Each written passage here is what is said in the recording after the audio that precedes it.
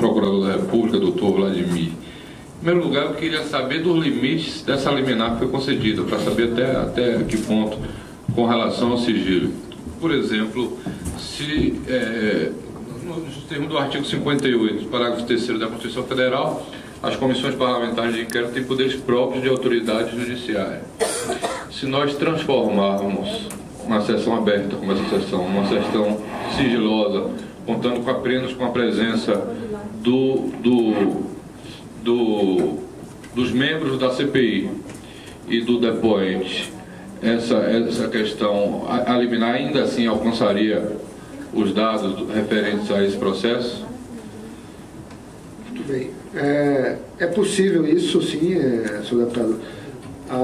É possível que, assim que o juiz transfira essa documentação para a CPI, é possível que aí então nós possamos contribuir mais numa nova ocasião. Não agora, porque eu não posso falar sobre o tema, porque eu cuido, eu sou um dos procuradores, na verdade, além de mim, senhor presidente, tem um outro colega que acompanha também, André Batista Neves, um dos procuradores que atua nesse caso. Nós estamos limitados, também a defesa está limitada na exposição dessa documentação. Então, se ela for transferida a partir desse artigo, a Constituição que assegura às CPIs os mesmos poderes de autoridade judiciária, se o juiz, e eu creio que ele autorizará a vinda desses documentos para cá, e nós podemos sim falar sobre eles aqui numa sessão sigilosa.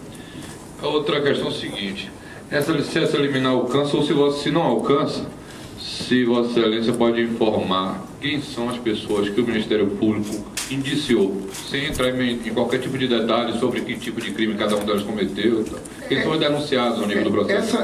Essa pergunta ela pode ser respondida, até porque basta ter o número do processo para entrar no sistema da Justiça Federal e ver lá o nome das pessoas denunciadas. O sigilo recai sobre o conteúdo, não sobre quem são os acusados. Então são 7 pessoas denunciadas. Infelizmente eu estou sem essa lista aqui, mas eu posso passar uma cópia do texto aqui para a presidência, para o senhor relator, com os nomes dos 7 denunciados. São pessoas ligadas à empreiteira Camargo Corrêa, Andrade Gutierrez e também a italiana Impregio. Inclusive há entre eles estrangeiros, pessoas estrangeiros residentes aqui no Brasil. Vossa Excelência falou que há uma vertente na ação de improbidade administrativa originária de uma auditoria do Tribunal de Contas da União, é isso? Sim, sem dúvida. Nós já pedimos, não é, presidente? Por enquanto, presidente, são essas questões que eu... Deputado Paulo Asa. Doutor Vladimir, somente cumprimentar Vossa Excelência por estar presente nessa sessão de tamanha importância para, não digo para nós, mas para a população da nossa cidade. Eu queria entender melhor, respeitando os limites que Vossa Excelência hoje tem, mas eu gostaria de entender melhor como se deu o início dessa operação. Vossa Excelência disse que essa operação se iniciou a partir de uma ramificação ocorrida em função daquela operação Castelo de Areia, que detectou alguns indícios relacionados à obra do metrô. Depois, Vossa Excelência trata da informação de que já existia, eu não entendi bem, já existia um outro processo que corria em São Paulo relacionado a uma investigação com relação à irregularidade durante o processo licitatório, logo após, relacionado a uma empresa italiana. Então, a dúvida que me ficou, esses são procedimentos que correram de maneiras distintas, ou se foram algo que surgiu dentro da mesma Operação Castelo de Areia, ou se foram investigações que ocorreram de forma distinta.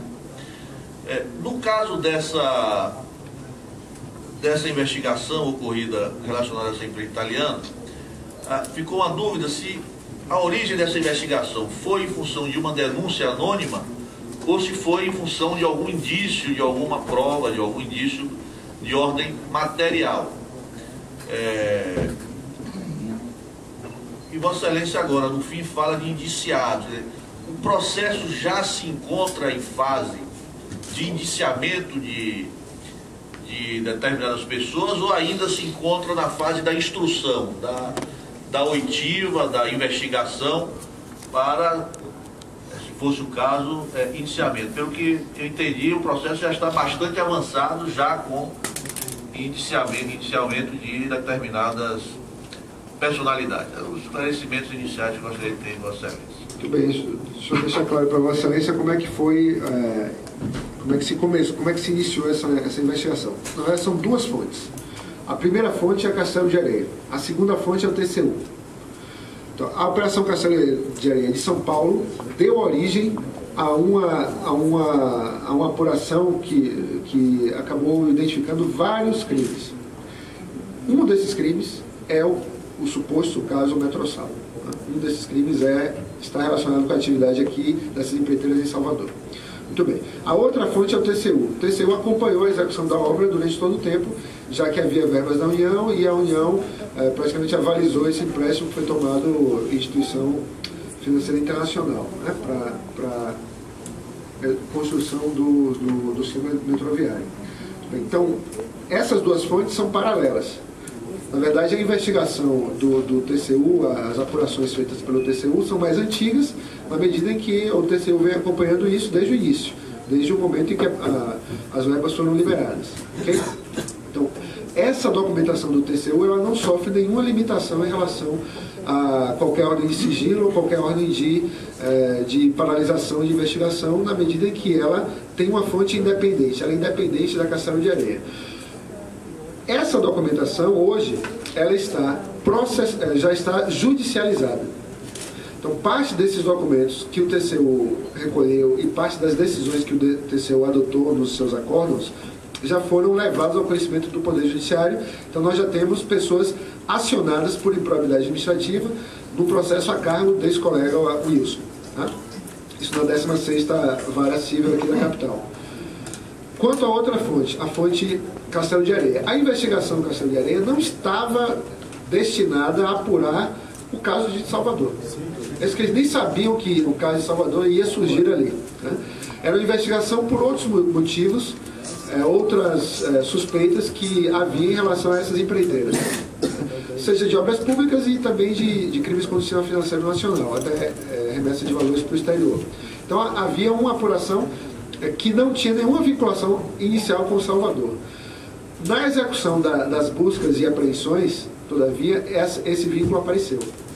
Então, houve escutas, pelo que eu sei das escutas, assim, não posso revelar conteúdo, mas pelo que eu sei, não há nada que ligue a atividade das empresas às escutas realizadas ao caso aqui de Salvador, porque a documentação que foi encontrada ela é um pouco mais antiga, ela é de um período próximo à realização da licitação, a apresentação das propostas e seleção do vencedor. Então, essa documentação, que foi encontrada numa busca que era mais ampla, era relacionada com outras atividades da empreiteira, é que surgiu, então, a documentação do caso Metrosal. E essa papelada é que foi utilizada na ação criminal aqui, onde já há denunciados, né, as pessoas foram indiciadas pela polícia, e já denunciadas, ou seja, elas já são réis em processo criminal. Só que a ação penal não está tão adiantada quanto deveria, justamente porque veio essa ordem de paralisação. Seria correto, doutor Vladimir, dizer então que as investigações, o inquérito que ocorre em função dessa operação Castelo de Areia, ela se dá mais em direção à investigação da existência ou não do consórcio oculto, e a investigação que se dá a nível do Tribunal de Contas da União, ela vai na linha da questão de se houve ou não superfaturamento, é mais ou menos por aí? Mais ou menos isso. Existem outros detalhes em cada uma das investigações, mas basicamente na investigação criminal, não quer dizer que não seja possível investigar outros crimes, né? Isso é uma questão ainda em aberto, porque nós estamos paralisados, né? Mas atualmente a questão posta em juízo na vara criminal, ela está relacionada primeiro com as supostas fraudes à licitação, então crimes previstos na Lei 8.666 de 93, crimes previstos na Lei 8.137, que é a Lei dos Crimes contra a Ordem Econômica e Relações de Consumo, o crime de formação de quadrilha e